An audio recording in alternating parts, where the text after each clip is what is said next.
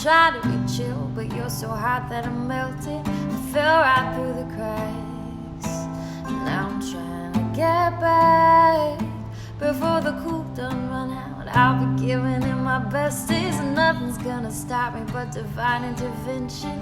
I reckon it's again my turn to win some or learn some, but I won't hesitate no more, no more.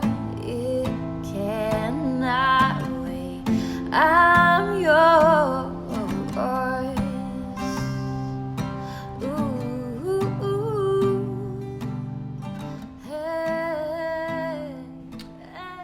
All right, back in Virginia Beach after a hectic couple weeks of travel. I appreciate y'all bearing with me. I know Monday's episode went out a little bit late, and then we didn't even have one for Tuesday, but I will make it up to you this week. We're still going to do the same amount of episodes that we normally do. And for those of you that are a little bit confused, they're not sure what's going on with the Lionheart Radio channel currently, we're running 3 morning coffee episodes. So that's a solo episode, which is what you're listening to today. Typically 6 to 10 minutes long, kind of introduce a concept, talk about something that's helped me in my own life, and then that's it, send it home. And then we've got the sideshow, which of course is with George Briones. He is the head programmer for Soflete. And it's me and him sort of talking about our training and talking about life. And we do that once per week. And then we have the normal Lionheart Radio show. We've done over, well over 100 of those episodes. And that's typically the interview style where I'll interview a guest, an elite athlete, performer, coach, thought leader, somebody from the active lifestyle community.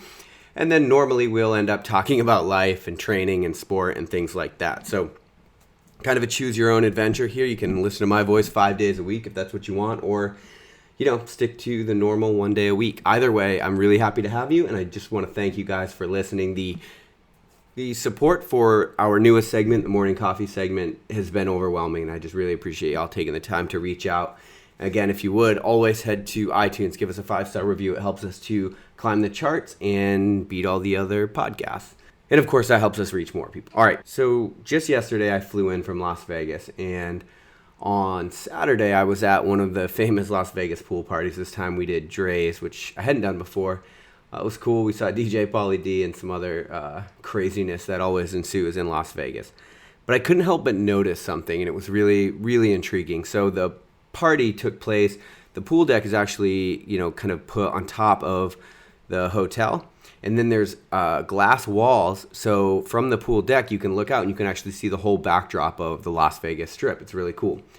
And I was sitting there enjoying maybe 1 or 2 alcoholic beverages. And I was watching, I probably saw 10 people go to this one corner where it was like a really cool picture opportunity. And these, mostly girls, a couple guys, would like dance and they would take pictures in front of this really cool backdrop.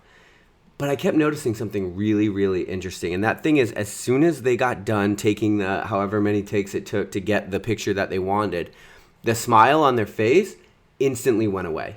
And in fact, in some cases, I saw the smile go away and then it turned to an actual frown, which was really, really interesting. And so it brought up this question that I wanted to pose to you. Are you enjoying your life, or are you just acting like you enjoy your life? And then what is the disconnect there? And I think it's really interesting because social media gives us a really cool platform in order to share our experiences. And then they decided to add this feature where they would let us filter our pictures. So now we're showing people an experience, but we're enhancing that experience, right? And then somewhere along the line, all of the activities that we do sort of become entrenched in getting this photo opportunity. So much so, it took so much time to get the right photo that it actually became a nuisance. That these people were really, from what I could tell, not actually enjoying their life as, not even as much as they made it look like in the pictures, but at all, right? Because the smile literally went to a frown. And I would say just last week I was at a buddy's house and I was watching his kids play. And they were running around in the rooms playing like cops and robbers or whatever it is that they do. And I was so interested because they didn't give a shit about anything that was taking place outside of the game that they were playing. Complete unfiltered joy and happiness. And looking at these two experiences, it's like, what can we learn from that? You know, I'm not a proponent of getting rid of social media or making that not a thing anymore. It's something I use for my business. I love it. I've met so many cool people through social media. And not only that, but technology is here, you know, whether we want it to be or not, it's going to be a thing. And this is something that I struggle with a lot, because there's a lot of relics in sport that get mad that people on social media have such a big following when maybe they don't have the best things to say or the best ideas. And maybe they've gotten their fame from their looks or whatever. But at the end of the day, this is where the relevant conversations are taking place. And so I don't believe that the necessary role of us is to abandon them altogether, but instead to learn how to leverage them so that they enhance our life and not detract from it or be the driving force behind it. But this idea that it actually is the driver behind the activities that we do during the day, that's really interesting. I've actually talked to a few people on Lionheart Radio where they have actually told me, oh yeah, like that was all about the picture. Like we'll spend all day just going out doing that one thing for the picture. And I guess if that's your job and you're an influencer, there's certainly something to be said for that. But man, there's also something to be said for just loving your life, just enjoying the things that you're doing. And I think if you live for the photo opportunity, you take something away from the moment.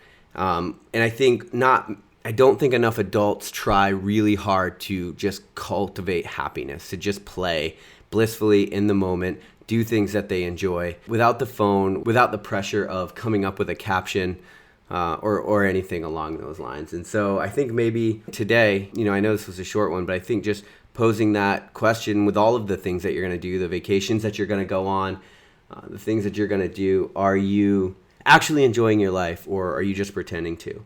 And if you're just pretending to, maybe figure out what it is that, figure out what it is that you really, really love doing, the kind of thing that when you do it, you completely lose track of time.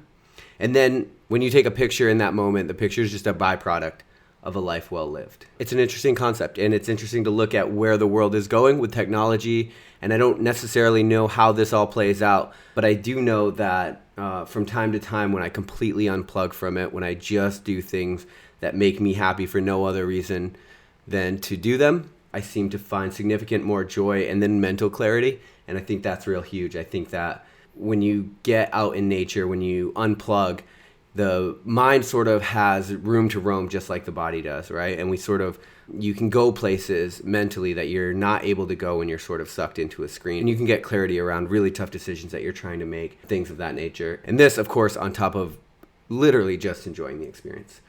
So it's something to ask yourself for future activities, for future vacations, for whatever it is you do today. Are you enjoying it, or are you just enjoying the idea of it? And I'll talk to you guys tomorrow on Morning Coffee.